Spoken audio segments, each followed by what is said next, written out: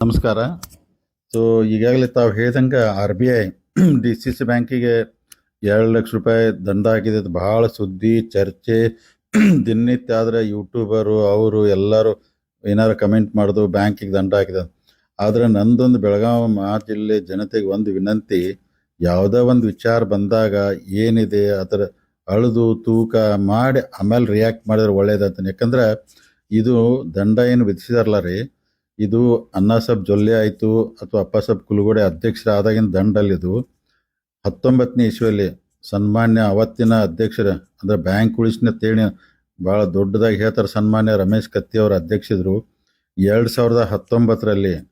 ಅವಾಗ ಅವ್ರ ಅಧ್ಯಕ್ಷರಿದ್ದಾಗ ಪಂಚನಗೌಡ ದ್ಯಾಮನಗೌಡ ಅಂತೇಳಿ ಒಬ್ಬ ಬೋರ್ಡ್ ಡೈರೆಕ್ಟರ್ಗೆ ಆಮ್ಯಾಗ 3 ಲಕ್ಷ ರೂಪಾಯಿ ಸಾಲ ಕೊಟ್ಟಿದ್ರು, 3 ಕೋಟಿ ಸಾಲ ಕೊಟ್ಟಿದ್ರು.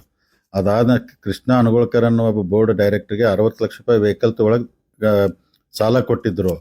ಆಮ್ಯಾಗ ಬೋರ್ಡ್ ಆಫ್ ಡೈರೆಕ್ಟ್ರು ಯಾರೂ ಸಾಲ ತೊಗೋಬಾರ್ದಂತೇಳಿ ರೂಲ್ಸ್ ಇದೆ.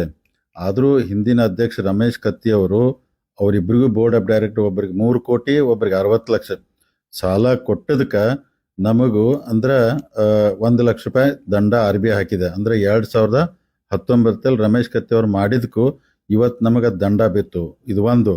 ಎರಡನೇದು UK ವೆಂಚರ್ ಅಂದ್ರೆ ನಿಖಿಲ್ ಕತ್ತಿ ಅವ್ರು ಏನೊಂದು ಮಾಲ್ ಕಟ್ಟಾತಾರಲ್ಲ ದೊಡ್ಡದ್ರಿ ಬಾಕ್ಸೈಟ್ ರೋಡಲ್ಲಿ, ಅದಕ್ಕೆ 97 ಕೋಟಿ ಸಾಲ ಅವಾಗ ರಮೇಶ್ ಕತ್ತಿ ಅವ್ರು ಅಂದ್ರೆ ಮೋಸ್ಟ್ಲಿ 22ನೇ ಇಸ್ವಿಯಲ್ಲಿ ಅವ್ರ ಅಧ್ಯಕ್ಷ ಇದ್ದಾಗ 97 ಕೋಟಿ ಸಾಲ ಕೊಟ್ಟರು ಅವರು.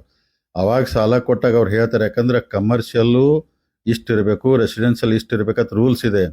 ಆ ರೂಲ್ಸನ್ನು ವೈಲೇಟ್ ಮಾಡಿಕೊಟ್ಟ ಅಂದ್ರೆ ಅಲ್ಲಿ ಅಂದ್ರೆ ಕಮರ್ಷಿಯಲ್ ಜಾಸ್ತಿ ಮಾಡ್ಕೊಂಡ್ರಿ ಅವರು, ರೆಸಿಡೆನ್ಷಿಯಲ್ ಜಾಸ್ತಿ ಮಾಡಬೇಕಾಯ್ತು, ನೀವು ಕಮರ್ಷಿಯಲ್ ಜಾಸ್ತಿ ಮಾಡ್ಕೊಂಡ್ರಿ ಅದಕ್ಕೆ 50,000 ರೂಪಾಯಿ RBI ದಂಡ ಹಾಕಿತು. ಇನ್ನು ಮೂರನೇ ವಿಷಯ, ಗೋಲ್ಡ್ ಲೋನ್ಗೆ ಇವರೆಲ್ಲ ಗೋಲ್ಡ್ ಲೋನ್ ಕೊಡ್ತಿದ್ರು.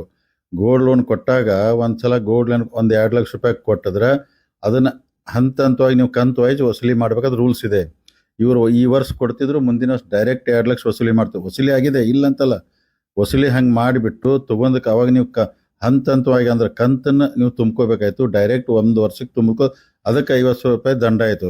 ಅಂದರೆ ಇದನ್ನು ಸನ್ಮಾನ್ಯ ರಮೇಶ್ ಕತ್ತಿ ಅವರು ಅವಾಗ ಕೊಟ್ಟಿದಂಥ ಸಾಲ ರೂಲ್ಸ್ ವೈಲೇಟ್ ಆಗೈತೆ ಅಂತೇಳಿ ರಮೇಶ್ ಕತ್ತಿ ಅವ್ರದ ಕೊಟ್ಟ ಲೋನ್ಗೆ ಇವತ್ತು ನಮಗೆ ದಂಡ ಆಗಿದೆ. ಆಡಿಟ್ ಆಗ್ತೈತಿ 24ರಲ್ಲಿ ಆಗೈತಿ ಅದು ಆಡಿಟ್, RBI ಆಡಿಟ್ ಆಗಿ ನೀವು ಕೊಟ್ಟದ್ದು ತಪ್ಪು ಅಂತೇಳಿ ದಂಡ ನಮಗೆ ಬಿದ್ದೈತೆ.